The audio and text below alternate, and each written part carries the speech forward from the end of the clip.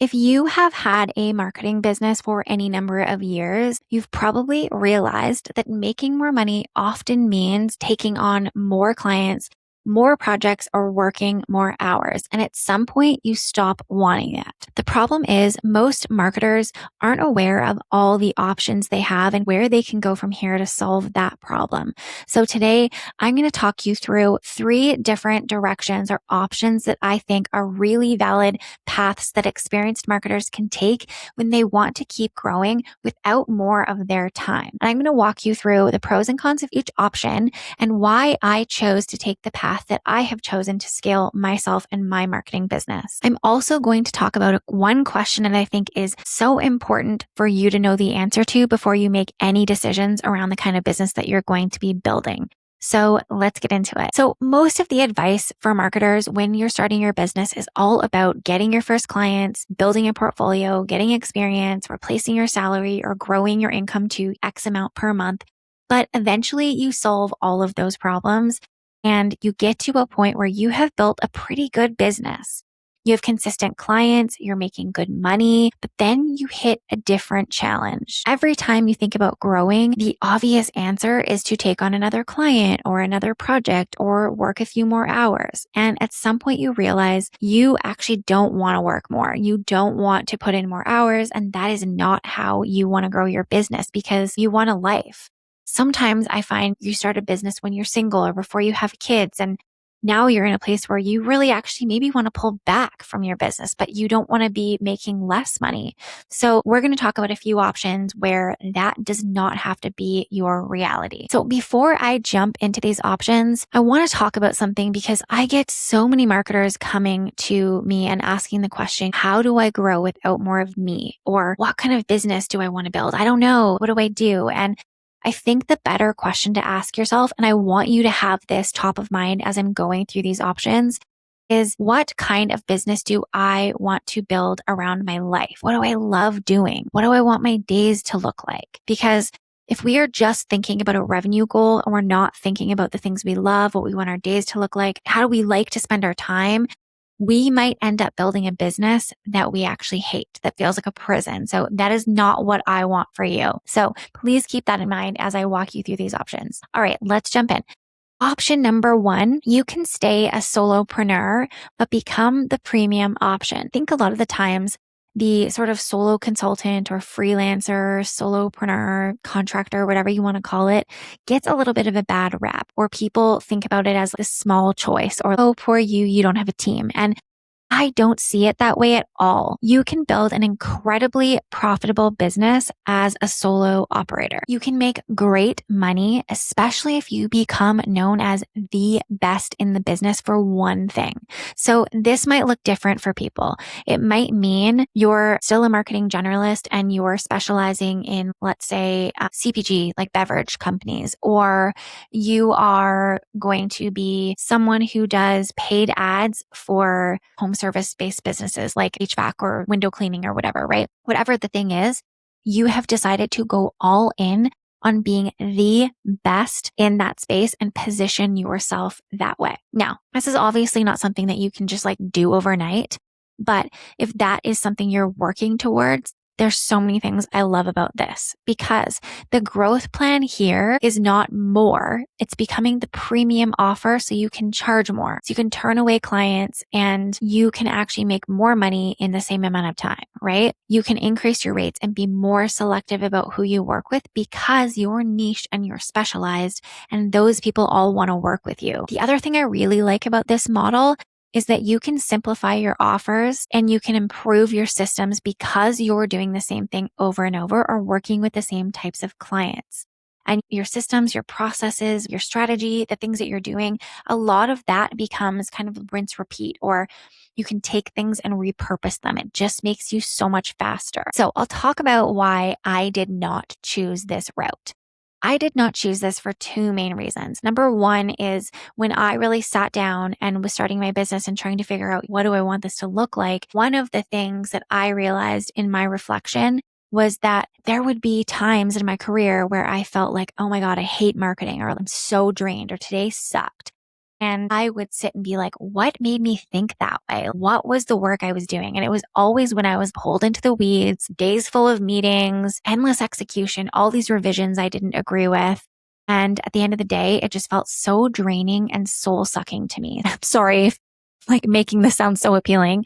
But for me, I just didn't love that. I'm not the personality for that role, for that work, for it to be really enjoyable for me. So that was one piece. And then the other thing was that now that I know so much more about myself and my personality, I am multi-passionate. I'm a Manny Gen. I love variety. So there was never a part of me that was really excited to go all in on one area of marketing, to become the best person in social or the best at paid ads. And believe me, I tried. I used to think earlier on in my career, that's what I had to do to become a good marketer, make good money. And I just never found one thing that I loved enough to go all in on. I couldn't imagine putting blinders in and just diving into that one function. I love knowing everything in marketing. And it's funny because in some ways there's times where I'm like, I know nothing because there's so much to know about all the things. And yeah, there's parts of me that really love that. So that's why I didn't choose this path. But for you, if you're listening and you love working directly with clients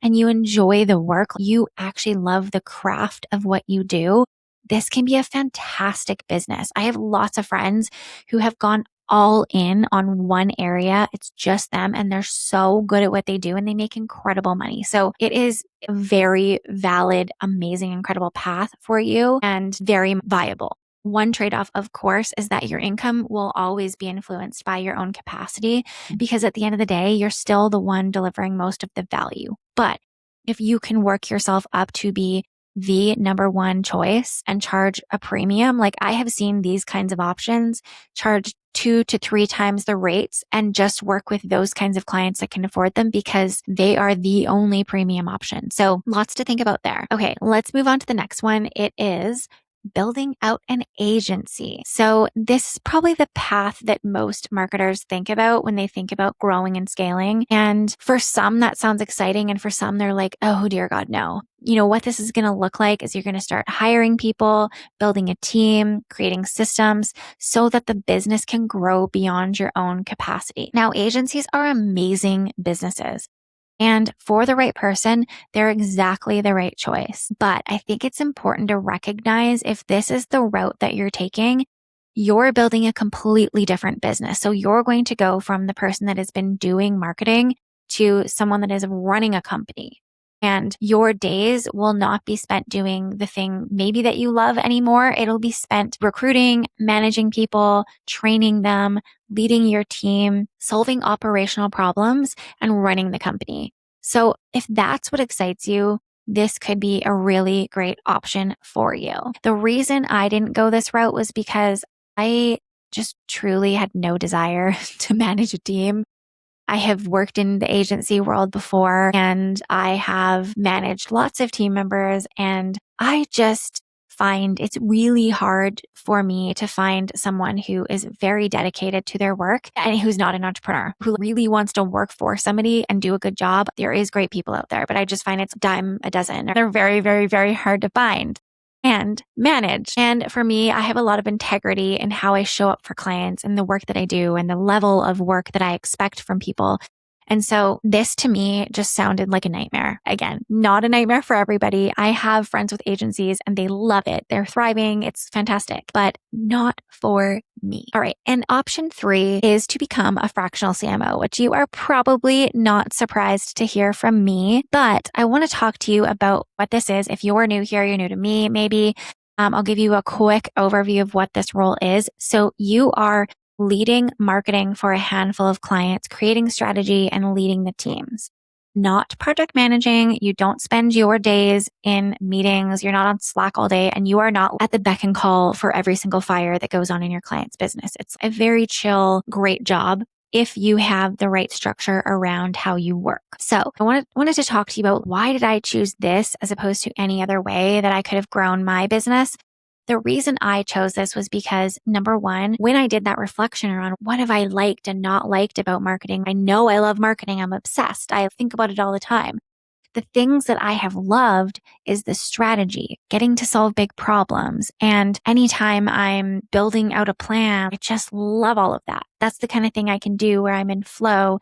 I lose track of time and I'm just at my very best. So it allowed me to do the work that I loved. And when I thought about what do I want my days to look like? Well, I'm a mom of 2 kids. I want to be able to drop them off and pick them up. I want to be able to go take them to appointments whenever I want to. I want to take time off whenever I want to. I took half of today off because it's smoky here in Kelowna in the summer and I wanted to be with them. I didn't want to send them to daycare, so they're stuck inside. So I spent the day with them and I'm going to maybe take tomorrow off. I wanted flexibility over my schedule and I didn't want that to mean that I had to make less money. So there were so many reasons, so many things that this model ticked off in terms of my list of how I wanted my days to look like, what I wanted to spend my time doing, and the kind of business I wanted to run. So that is why I chose this role, this model for my growth. The thing I like the best about it, maybe you're in agency or maybe you're working as a contractor, but you are no longer selling execution or deliverables. You're selling strategic leadership. So decision-making, advice, unblocking, problem solving. And so you get to work with way fewer clients on a much deeper level, helping them in a way bigger way and helping them really impact the trajectory of their company, which to me is so fun and so cool. And it's a completely different value proposition. So you're coming in and saying, hey, I'm going to remove the mental load of marketing from your head. You don't have to make all these decisions.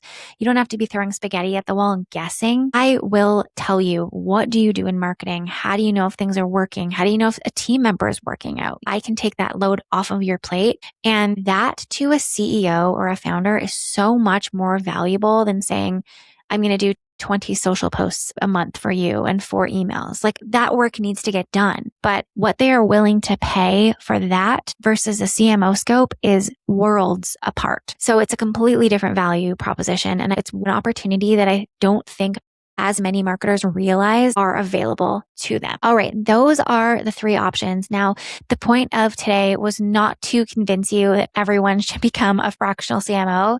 There is not one right answer. Some people should absolutely stay solo because they love the execution. They love their craft. Some people should build agencies because they want to build and lead a company that excites them, the team growth, all of the moving parts, you know?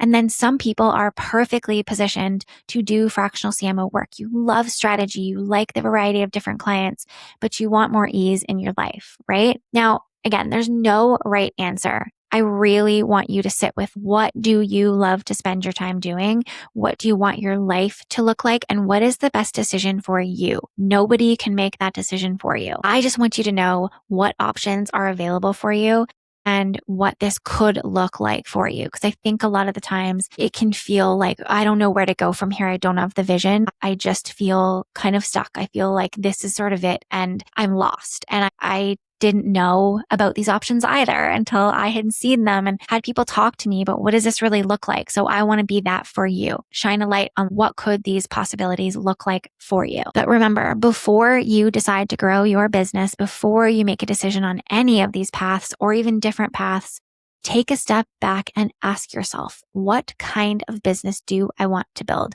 What do I want my days to look like? What do I love doing? And make sure you're building around that. Then you will be building something you love, not a prison that you're trying to escape. All right. If you are interested in the fractional CMO path, I'm going to drop a free resource for you below. It's called my Fractional CMO Startup Guide. It'll just be below in the show notes. And if you are interested and you're sitting there being like, oh, I've been thinking about this for a while and I'm serious, I want to build this business, I urge you to check out Fractional CMO School because I break down absolutely everything that I did to start and scale to 6 figures in 6 months as a fractional CMO.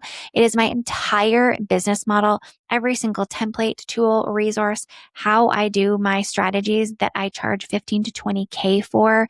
I break down all of my packages, my pricing, how to do this role in a way that doesn't burn you out. And I'm there walking you through all of this. I'm there to support you one-on-one as you are building your business or transitioning to this model. If you are interested, all the details are linked below as well. And if you have questions, there is a book a call link there as well.